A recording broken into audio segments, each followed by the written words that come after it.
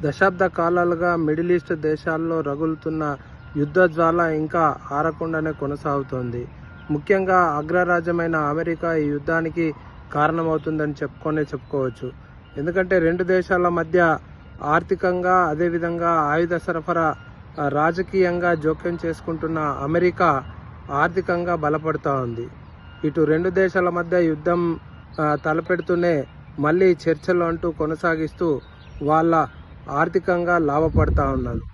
ఇప్పటికే Joe Biden నుంచి చూసినట్లయితే ఏదైతే ఒబామా కానీ, ఇటు ట్రంప్ కానీ, ఎవరు అధ్యక్షులు ఉన్నా కానీ ఈ మిడిల్ ఈస్ట్లో మాత్రము ముఖ్యంగా సముద్ర చమురు నిక్షేపాలు ఉన్న దేశాలనే టార్గెట్ చేస్తూ ఉన్నాయి.